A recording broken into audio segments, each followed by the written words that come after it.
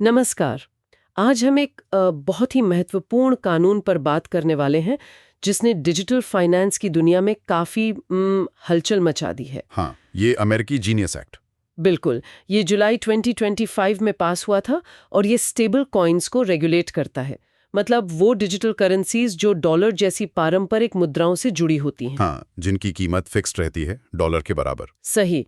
हमारे पास इस पर काफ़ी सारे लेख हैं, विश्लेषण हैं, नोट्स हैं।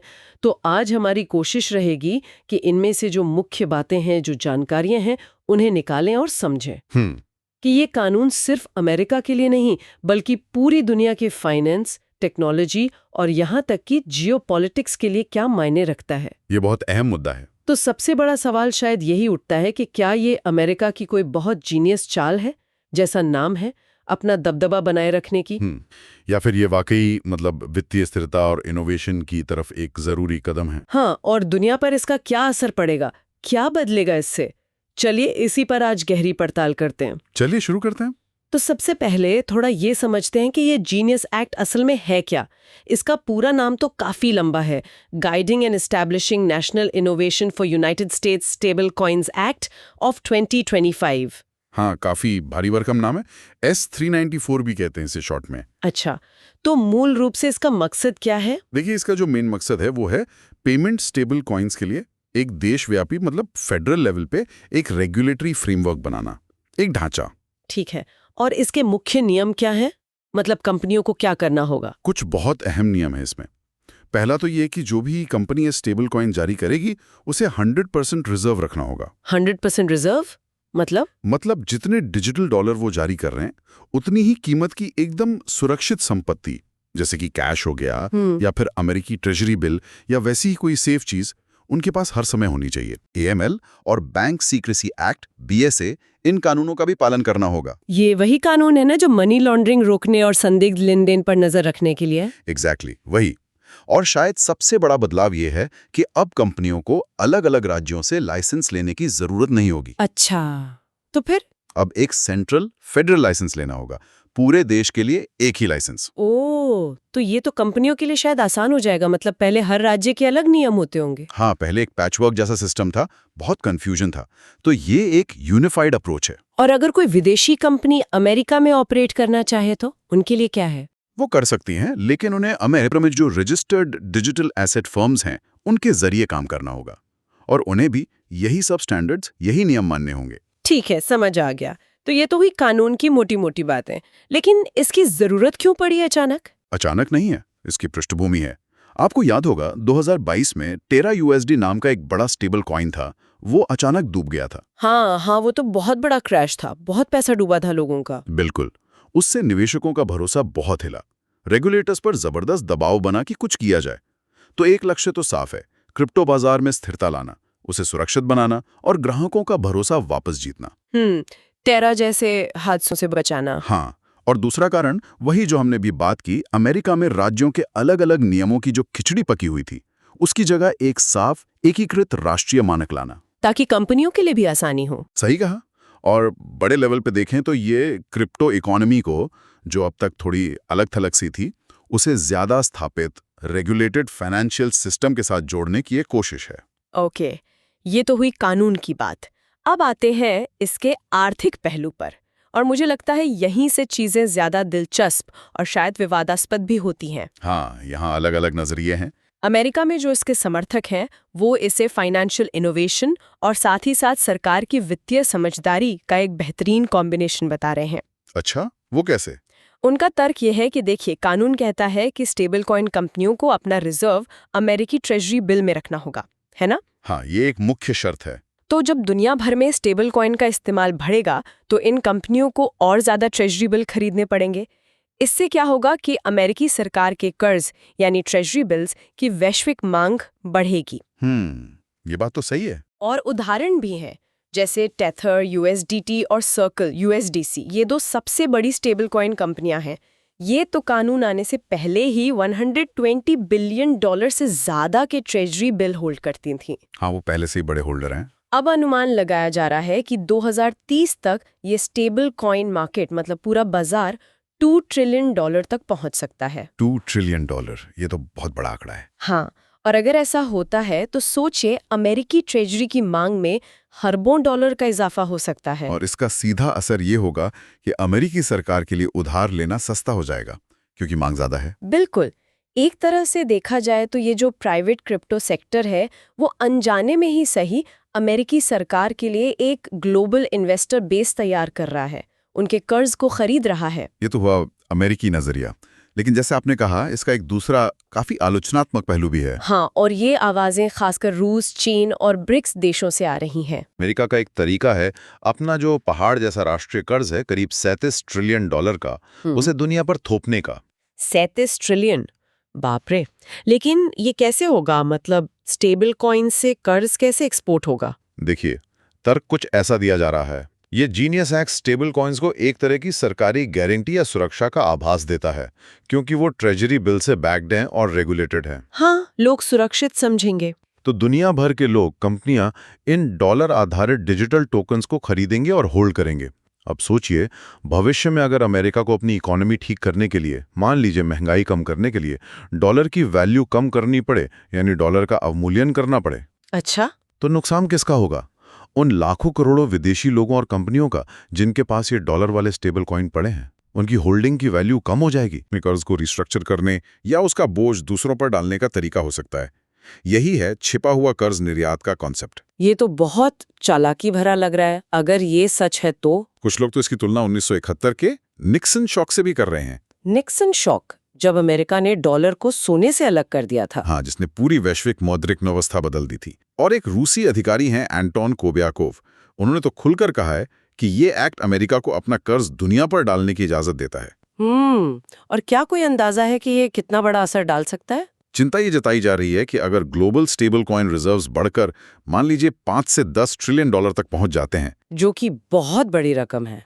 हाँ, तो वो एक तरह से अमेरिकी सरकार के सालाना कर्ज रोटेशन, मतलब जो पुराना कर्ज चुकाकर नया कर्ज लेते हैं, उसका 10 से 20% हिस्सा फाइनेंस कर रहे होंगे, वो भी अप्रत्यक्ष रूप से, बिना किसी को पता चले। बाप रे, 10-20%। हाँ, और इसीलिए कुछ ज्यादा मुखर आलोचक इसे डिजिटल पॉन्जी स्कीम तक कह रहे हैं। Digital Ponzi scheme? बिल्कुल।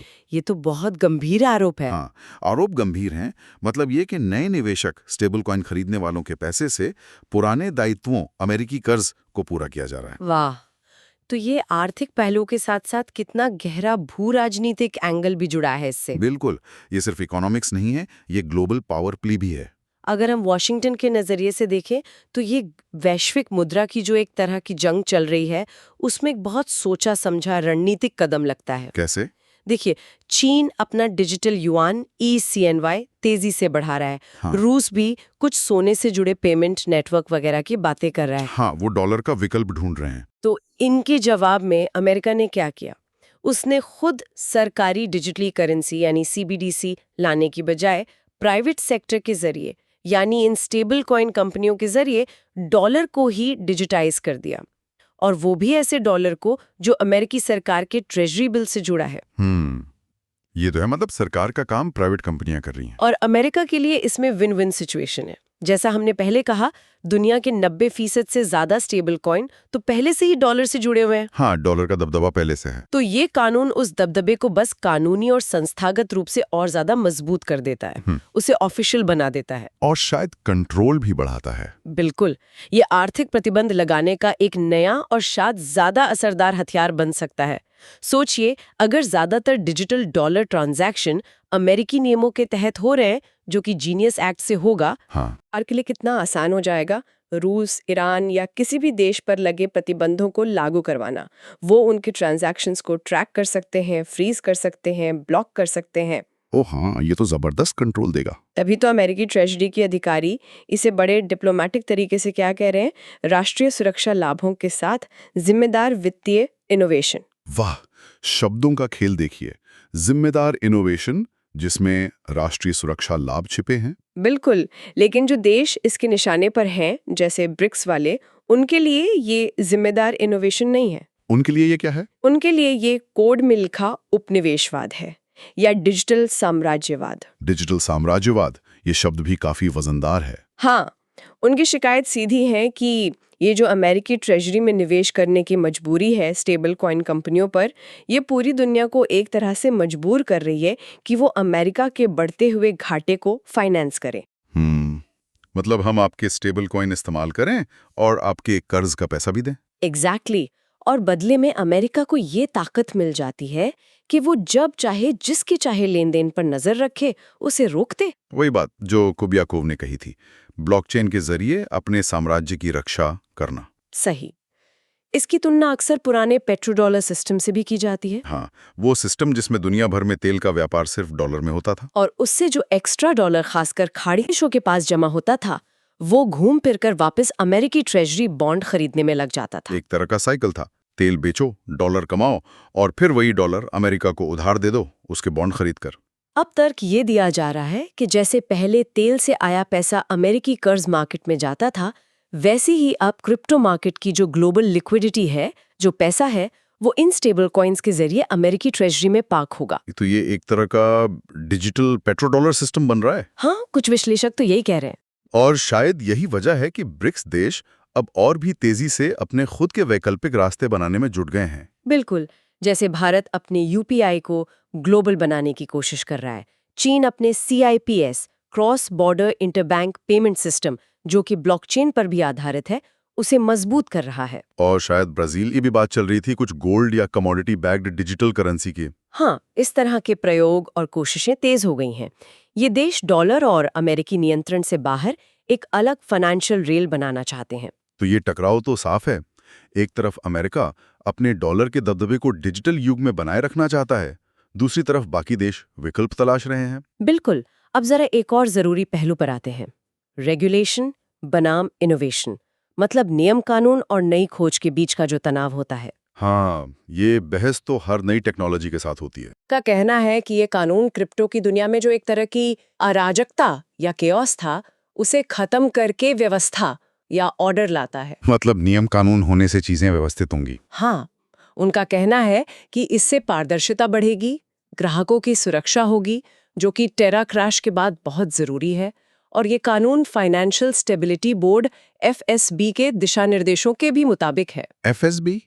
ये कौन सी संस्था है? ये एक अंतर्राष्ट्रीय संस्था है जो ग्लोबल फाइनेंशियल स्टेबिलिटी पर नजर रखती है।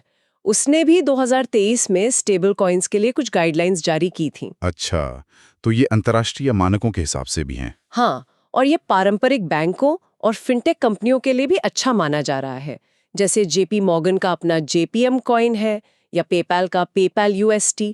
अब इन्हें एक साफ राष्ट्रीय स्तर के फ्रेमवर्क में काम करने का मौका मिलेगा। उनके लिए तो ये स्पष्टता अच्छी है। दूसरा पहलू भी है। हाँ, जो क्रिप्टो की आजादी वाली विचारधारा के लोग हैं, जो लिबर्टेरियन सोच रखते हैं, वो इसे काफी शक की निगाह से देख रहे हैं। उनका क्या कहना है? उनका सबसे बड़ा सवाल ये है कि कहीं ये सरकार का पिछले दरवाजे से एक सेंट्रलाइज्ड डिजिटल डॉलर CBDC लाने का तरीका तो नहीं है। CBDC Right. मतलब सरकारी डिजिटल करेंसी। हाँ, उनका डर है कि ये जो अनिवार्य AML KYC नियम है और स्टेबल कॉइन पर 0% ब्याज की जो सीमा लगाई गई है, ये सब मिलकर कहीं एक ऐसी व्यवस्था तो नहीं बना रहे हैं जहां सरकार का पूरा कंट्रोल हो डिजिटल पैसे पर। मतलब ये जीनियस एक्ट एक तरह का ट्रोजन हॉर्स हो सकता है। एग्जैक्टली, यही शब्द इस्तेमाल कर रहे हैं कई लोग कि दिखने में तो ये स्टेबल कॉइन रेगुलेशन का तोहफा है, लेकिन इसके अंदर सरकारी कंट्रोल और निगरानी का खतरा छिपा है। निगरानी का खतरा? किस तरह की निगरानी? देखिए, जब हर ट्रांजैक्शन AML KYC नियमों के तहत होगा तो सरकार के पास हर लेन देन का पूरा रिकॉर्ड होगा। चिंता यह है कि राष्ट्रीय सुरक्षा या किसी और बहाने से क्या हर डिजिटल डॉलर लेन देन को ट्रैक किया जा सकेगा, या शायद सेंसर भी किया जा सकेगा, मतलब रोका जा सकेगा। बिल्कुल, ये एक बड़ा डर है। प्राइवेसी का सवाल उठता है। और दूसरा पहलू है वो 0% ब्याज वाली सीमा। हाँ, उसका क्या असर होगा? तर्क यह है कि अगर लोगों को रेगुलेटेड सुरक्षित स्टेबल कॉइन पर कोई ब्याज ही नहीं मिलेगा तो वो ज्यादा रिटर्न कमाने के लिए कहाँ जाएंगे? शायद ज्यादा जोखिम वाले प्लेटफॉर्म्स पर। वहां शायद कम रेगुलेटेड या बिल्कुल रेगुलेटेड ना होने वाले DeFi डिसेंट्रलाइज्ड फाइनेंस प्लेटफॉर्म्स की तरफ जा सकते हैं, जहां ज्यादा रिटर्न मिल सकता है लेकिन जोखिम भी ज्यादा है। तो इससे तो सिस्टम का ओवरऑल रिस्क कम होने के बजाय बढ़ सकता है। ये एक संभावित अनपेक्षित परिणाम हो सकता है। रेगुलेशन अच्छा है, लेकिन जरूरत से ज्यादा या गलत तरीके का रेगुलेशन इनोवेशन को दबा सकता है या जोखिम को कहीं और धकेल सकता है। ये रेगुलेशन बनाम इनोवेशन की बहस तो शायद कभी खत्म नहीं होगी। सही कहा। लेकिन एक और बहुत दिलचस्प टकराव है इस कहानी में, सिलिकॉन वैली और वॉल स्ट्रीट का। टेक कंपनियां और पारंपरिक बैंक। हाँ, और उनके नजरिए बिल्कुल उल्टे हैं इस कानून को लेकर। सिलिकॉन वैली यानी जो टेक कंपनियां हैं, वेंचर कैपिटलिस्ट हैं, वो तो जीनियस एक्ट को एक ऐतिहासिक मौके की तरह देख रही हैं। उनमें काफी उत्साह है। अच्छा, क्यों? उनके लिए इसमें क्या खास है? कई कारण है। पहला और सबसे बड़ा, रेगुलेटरी स्पष्टता। अब तक अनिश्चितता थी, पता नहीं था कौन सा नियम कब बदल जाए। अब उन्हें पता है कि नियम क्या हैं। तो कानूनी पछड़े कम होंगे, निवेश ज्यादा आएगा। हाँ, कम रिस्क, ज्यादा इन्वेस्टमेंट। दूसरा, वो इसे एक नई डिजिटल फाइनेंशियल रेल पटरी या इंफ्रास्ट्रक्चर की तरह देख रहे हैं। स्टेबल कॉइन एक बेस है जिस पर पेमेंट्स, डीफाई, टोकनाइजेशन, बहुत कुछ बनाया जा सकता है। एक फाउंडेशन की तरह। तीसरा है नेटवर्क इफेक्ट। उन्हें लगता है कि जो कंपनियां शुरुआत में इस रेगुलेटेड मार्केट में जम गईं, जैसे कि सर्कल USDC या शायद टेबल USDT, अगर वो पूरी तरह कंप्लायंट हो जाते हैं तो वो इंडस्ट्री स्टैंडर्ड बन सकती हैं। जैसे इंटरनेट में गूगल या फेसबुक बन गए। कुछ वैसा ही। चौथा, ये पारंपरिक बैंकों और क्रिप्टो के बीच एक पुल का काम करेगा। अब बैंक ज्यादा आसानी से इन रेगुलेटेड स्टेबल कॉइन कंपनियों के साथ पार्टनरशिप कर पाएंगे। तो इंटीग्रेशन आसान होगा। हाँ, और पांचवा, इसने बाजार को एक पॉजिटिव सिग्नल दिया है। हमने देखा भी कि कानून की खबर के बाद कॉइनबेस जैसी क्रिप्टो एक्सचेंज कंपनियों के शेयर बढ़े। तो कुल मिलाकर सिलिकॉन वैली को लगता है कि ये क्रिप्टो को मेनस्ट्रीम बनाने और बहुत बड़ा बनाने का टिकट है। ठीक है, ये तो हुई सिलिकॉन वैली की बात। अब आते हैं वॉल स्ट्रीट पर, यानी बड़े पारंपरिक बैंक। हाँ, उनका क्या रुख रहा है? उनका रुख तो बिल्कुल उल्टा रहा है। उन्होंने सालों तक क्रिप्टो का, खासकर स्टेबल कॉइन्स का पुरजोर विरोध किया है। हाँ, ये बात तो है। लेकिन क्यों? उन्हें किस बात का डर था? उनके डर काफी वाजिब थे, कम से कम उनके नजरिए से। पहला और सबसे बड़ा डर था डिसइंटरमीडिएशन। डिसइंटरमीडिएशन मतलब बीच से हट जाना। बैंकों का काम क्या है? वो पैसे के लेन देन में बिचौलिए होते हैं।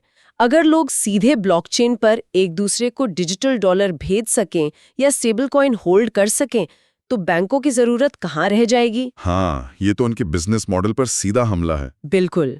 दूसरा बड़ा डर था डिपॉजिट फ्लाइट। डिपॉजिट फ्लाइट मतलब जमा राशि का उड़ जाना। हाँ, बैंक चलते कैसे हैं? लोगों के डिपॉजिट से। हम जो पैसा बैंक में रखते हैं वो बैंकों के लिए सबसे सस्ता फंडिंग सोर्स होता है। उसी पैसे को वो आगे लोन पर देते हैं।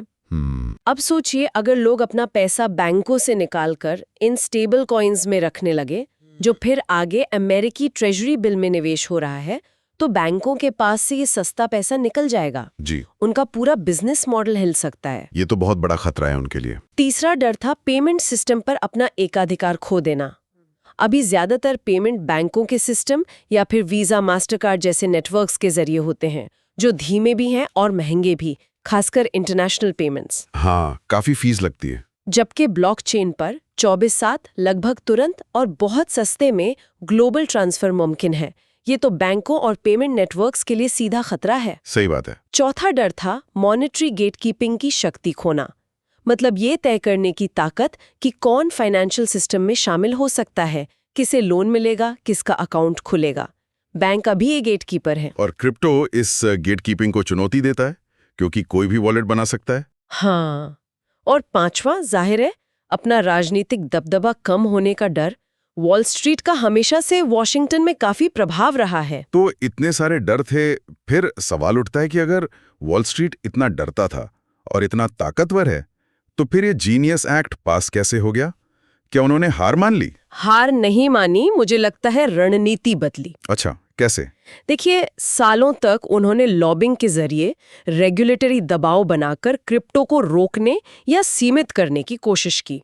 कुछ लोग इसे ऑपरेशन चोक पॉइंट 2.0 भी कहते हैं। मतलब क्रिप्टो कंपनियों के लिए बैंकिंग सेवाओं तक पहुंच मुश्किल बनाना। हाँ, ऐसी खबरें आई थीं। क्रिप्टो फाउंडर्स जैसे आर्थर हेज, बिटमैक्स के फाउंडर, पर कानूनी कार्रवाई हुई। SEC ने रिपल जैसी कंपनियों पर मुकदमे किए। ये सब कहीं ना कहीं क्रिप्टो को कंट्रोल करने या दबाने के प्रयास थे। लेकिन धीरे धीरे शायद उन्हें ये समझ आया कि क्रिप्टो और खासकर स्टेबल कॉइन अब कहीं जाने वाले नहीं हैं। ये टेक्नोलॉजी रुकने वाली नहीं है। और उनके बड़े कॉरपोरेट ग्राहक भी ब्लॉकचेन आधारित समाधान मांगने लगे थे। तो विरोध करने की बजाय उन्होंने सिस्टम को अपने हिसाब से ढालने की कोशिश की। बिल्कुल, उन्होंने सोचा कि अगर इसे रोक नहीं सकते तो इसे रेगुलेट करो, लेकिन इस तरह से करो कि हमारा दबदबा बना रहे, या कम से कम हमें भी इस नई दुनिया में एक महत्वपूर्ण भूमिका मिले। जीनियस एक्ट एक तरह का समझौता लगता है। समझौता किसके बीच? शायद टेक इंडस्ट्री, रेगुलेटर्स और वॉल स्ट्रीट के बीच। ये एक्ट क्रिप्टो को रेगुलेट करता है, जो रेगुलेटर चाहते थे। ये टेक कंपनियों को स्पष्टता और ग्रोथ का रास्ता देता है, और ये स्टेबल कॉइन्स को बैंकिंग सिस्टम के दायरे में लाता है, ट्रेजरी से जोड़ता है, AML KYC लागू करता है, जो वॉल स्ट्रीट और सरकार के लिए जरूरी था। तो ये क्रिप्टो को बैंकिंग सिस्टम के अंदर लाने की कोशिश है, ना कि उसे पूरी तरह खत्म करने की। हाँ, ऐसा लगता है। ये क्रिप्टो की थोड़ी जंगली, आज़ाद दुनिया को काबू में लाकर मौजूदा फाइनेंशियल सिस्टम के साथ जोड़ने का प्रयास है। ये तो वाकई एक बहुत ही जटिल राजनीतिक और आर्थिक पहेली है ना? चलिए अब थोड़ा और बड़ा सोचते हैं, एकदम फंडामेंटल लेवल पर। ब्लॉकचेन टेक्नोलॉजी डॉलर और दुनिया का जो शक्ति संतुलन बदल रहा है। ब्लॉकचेन का जो मूल वादा था वो क्या था? यही ना कि जैसे इंटरनेट ने सूचना को डेमोक्रेटाइज किया, सबके लिए सुलभ बनाया, वैसे ही ब्लॉकचेन मूल्य यानी वैल्यू, मतलब पैसे और संपत्ति को डेमोक्रेटाइज करेगा। बिल्कुल। बिटकॉइन की शुरुआत भी तो 2008 के फाइनेंशियल क्राइसिस के बाद हुई थी, मौजूदा बैंकिंग और डॉलर सिस्टम के एक विकल्प के तौर पर। हाँ, सतोशी नाकामोटो का व्हाइट पेपर उसी संदर्भ में था। और आज हम देख रहे हैं कि टेक्नोलॉजी उस वादे को कुछ हद तक पूरा कर भी रही है, जैसे USDC, USDT या सोलाना जैसे नेटवर्क्स पर। वाकई लगभग शून्य लागत पर सेकंडों में दुनिया में कहीं भी पैसा भेजा जा सकता है। हाँ, ये रेमिटेंस के लिए, क्रॉस बॉर्डर पेमेंट्स के लिए क्रांतिकारी हो सकता है। और ये उन करोड़ों लोगों के लिए फाइनेंशियल इंक्लूजन यानी वित्तीय समावेशन का दरवाजा खोल सकता है, जिनके पास आज भी बैंक अकाउंट नहीं है, खासकर विकासशील देशों ने। तो सवाल ये उठता है कि क्या ब्लॉकचेन डॉलर के उस वैश्विक दबदबे को खत्म कर देगा जिसके बारे में हम बात कर रहे थे? क्या लगता है आपको? मुझे लगता है ये शायद उसे कम जरूर करेगा। जिसे डी-डॉलराइजेशन कहते हैं, वो प्रक्रिया शायद ब्लॉकचेन की वजह से तेज होगी। लेकिन क्या ये अमेरिका के लिए बुरी खबर है? यहीं पर एक दिलचस्प मोड़ आता है। जरूरी नहीं है। कई विश्लेषक मानते हैं कि डॉलर का जो अत्यधिक विशेषाधिकार या एक्सॉर्बिटेंट प्रिविलेज था, मतलब दुनिया की रिजर्व करेंसी होने का फायदा, वो अमेरिका के लिए एक दुधारी तलवार थी। दोधारी तलवार कैसे? फायदा तो था कि अमेरिका को सस्ता कर्ज मिलता था, वो अपनी मर्जी से नोट छाप सकता था, लेकिन इसका नुकसान ये हुआ कि डॉलर मजबूत रहने की वजह से अमेरिकी एक्सपोर्ट महंगे हो गए, इंपोर्ट सस्ते हो गए। नतीजा, अमेरिका का व्यापार घाटा बढ़ता गया और देश के अंदर मैन्युफैक्चरिंग इंडस्ट्रीज खत्म होती गईं, क्योंकि फाइनेंस सेक्टर ज्यादा फायदेमंद बन गया था।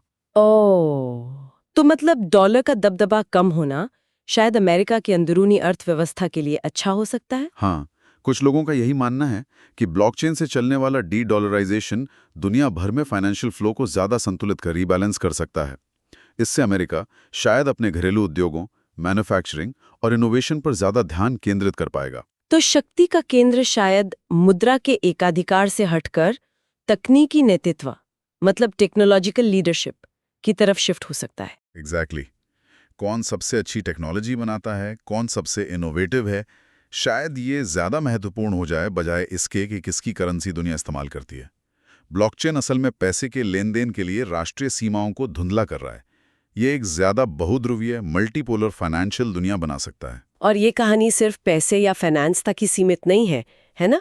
ब्लॉकचेन और दूसरी उभरती टेक्नोलॉजीज जैसे AI, ये मिलकर वास्तविक अर्थव्यवस्था को कैसे बदल सकती हैं? हाँ, ये बहुत जरूरी सवाल है। अक्सर हम सिर्फ फाइनेंशियल पहलू पर अटक जाते हैं। ये सिर्फ चीजों को डिजिटाइज करना नहीं है। जैसे किसी ने कहा था कि इंटरनेट ने मीडिया का सिर्फ डिजिटलीकरण नहीं किया, उसने मीडिया का आविष्कार ही कर दिया, उसे पूरी तरह बदल दिया। सही बात है। वैसे ही ब्लॉकचेन शायद फाइनेंस का सिर्फ डिजिटलीकरण नहीं कर रहा, उसका आविष्कार कर रहा है, उसे नए सिरे से बना रहा है। और जब ब्लॉकचेन AI जैसी दूसरी ताकतवर टेक्नोलॉजी के साथ मिलता है तो संभावनाएं और भी बढ़ जाती हैं। जरा सोचिए, ब्लॉकचेन प्लस डिजिटल पहचान, जैसे भारत का आधार सिस्टम है, प्लस सैटेलाइट मैपिंग, ये तीनों मिलकर क्या कर सकते हैं? क्या कर सकते हैं? ये सीमा रहित फाइनेंस बना सकते हैं, जमीनी झगड़ों को हमेशा के लिए सुलझा सकते हैं क्योंकि ब्लॉकचेन पर लैंड रिकॉर्ड सुरक्षित और पारदर्शी होंगे। सैटेलाइट इमेज से फसल का आकलन करके किसानों को ऑटोमेटिक लोन मिल सकता है बिना किसी बिचौलिए के। वाह, ये तो सच में क्रांति ला सकता है, खासकर कृषि और रियल एस्टेट जैसे क्षेत्रों में। और यहाँ भारत जैसे देशों के लिए एक बहुत बड़ा अवसर छिपा है। हमारे पास आधार जैसा डिजिटल आईडी इंफ्रास्ट्रक्चर है, यूपीआई जैसा पेमेंट सिस्टम है। अगर हम इसमें ब्लॉकचेन इनोवेशन को भी जोड़ दें तो भारत ग्लोबल फिनटेक इनोवेशन का हब बन सकता है। बिल्कुल, हमारे पास वो सारे बिल्डिंग ब्लॉक्स मौजूद हैं। एकदम सही कहा। और हमें ये भी याद रखना चाहिए कि पैसा, फाइनेंस, ये सब तो सिर्फ साधन है, माध्यम है। असली अर्थव्यवस्था क्या है? रोटी कपड़ा मकान। हाँ, भोजन, आश्रय, ऊर्जा, शिक्षा, स्वास्थ्य, ये हैं असली चीजें। क्रिप्टो अगर पैसे को लोकतांत्रिक बना रहा है तो एआई ज्ञान को, इंटेलिजेंस को और शायद स्वास्थ्य सेवाओं को भी लोकतांत्रिक बना सकता है। एक बहुत दिलचस्प अनुमान है कि दुनिया के दक्षिणी हिस्से में, जिसे ग्लोबल साउथ कहते हैं, वहां लगभग $50 ट्रिलियन की ऐसी संपत्ति है जिसका सही मूल्य आंका ही नहीं गया है या वो बाजार में आ ही नहीं पाती। $50 ट्रिलियन? किस तरह की संपत्ति? जैसे जमीन जिसके मालिकाना हक के कागजात साफ नहीं है, लोगों का अपना डेटा जिसका मूल्य उन्हें नहीं मिलता, छोटी छोटी लोकल संपत्तियां। ब्लॉकचेन, एआई और डिजिटल आईडी मिलके इस छुपी हुई, अनलॉक न हुई संपत्ति को वैश्विक अर्थव्यवस्था से जोड़ सकते हैं। और अगर ऐसा हुआ तो इससे अभूतपूर्व समृद्धि आ सकती है और शायद वैश्विक असमानता भी कम हो सकती है। ये वेल्थ क्रिएशन को सही मायनों में डेमोक्रेटाइज कर सकता है। हम शायद एक नए मॉडल की तरफ बढ़ रहे हैं। एक अर्थव्यवस्था को लोकतांत्रिक बनाने की जबरदस्त क्षमता रखते हैं। तो आज के इस पूरी लंबी चर्चा का अगर हम सार निकालने की कोशिश करें तो क्या कहेंगे? देखिए, ये जीनियस एक्ट जो है, ये ऊपर से देखने में भले ही सिर्फ अमेरिकी स्टेबल कॉइन बाजार को रेगुलेट करने वाला कानून लगे, हाँ, लेकिन इसके कई परतें हैं। ये अमेरिका में स्थिरता लाता है, स्पष्टता लाता है, लेकिन साथ ही ये अमेरिकी आर्थिक और भू राजनीतिक हितों को भी बहुत चतुराई से साधता है। हमने देखा कि कैसे सिलिकॉन वैली इसे एक बड़े अवसर के रूप में देख रही है, जबकि वॉल स्ट्रीट ने पहले इसका कड़ा विरोध किया और फिर शायद एक समझौते के तहत इसे अपनाया ताकि वो भी इस नई रेस में पीछे ना रह जाएं। लेकिन ये कहानी सिर्फ डॉलर या रेगुलेशंस या अमेरिका बनाम ब्रिक्स की नहीं है ना? नहीं, बिल्कुल नहीं। ये उससे कहीं बड़ी कहानी है। ये ब्लॉकचेन और एआई जैसी उन मूलभूत क्रांतिकारी तकनीकों की बढ़ती ताकत के बारे में है जो शायद वैश्विक वित्त, अर्थव्यवस्था और यहाँ तक कि सत्ता के समीकरणों को भी जड़ से बदलने की क्षमता रखती हैं। तो बड़ा सवाल शायद यही है कि क्या हम वाकई एक ज्यादा विकेंद्रीकृत, ज्यादा लोकतांत्रिक, ज्यादा समान वित्तीय भविष्य की ओर बढ़ रहे हैं, या फिर ये कंट्रोल का, नियंत्रण का बस एक नया, ज्यादा परिष्कृत, ज्यादा टेक्नोलॉजी वाला रूप है? ये सवाल अभी खुला हुआ है। और शायद इसी सवाल के साथ हम आज की इस चर्चा को समाप्त कर सकते हैं। एक विचार सबके सोचने के लिए छोड़ जाते हैं कि ये जीनियस एक्ट और ये उभरती हुई technologies, blockchain, AI, digital ID, ये सब मिलकर भविष्य के पैसे को, भविष्य की अर्थव्यवस्था को कैसे परिभाषित करेंगी? असली शक्ति, असली कंट्रोल आखिर किसके हाथ में रहेगा? क्या वो पारंपरिक संस्थाओं जैसे सरकारें और बड़े बैंकों के पास रहेगा, या फिर वो दुनिया भर के अरबों उपयोगकर्ताओं के आपसी भरोसे में निहित होगा, जैसा कि क्रिप्टो के समर्थक मानते हैं? या फिर शक्ति उस कोड में होगी जो इन नए सिस्टम्स को चलाएगा, उन एल्गोरिदम्स में जो तय करेंगे कि पैसा कैसे बहेगा, संपत्ति कैसे दर्ज होगी? ये सवाल शायद आने वाले सालों में, दशकों में और भी ज्यादा महत्वपूर्ण होता जाएगा। बिल्कुल, इस पर सोचते रहना होगा।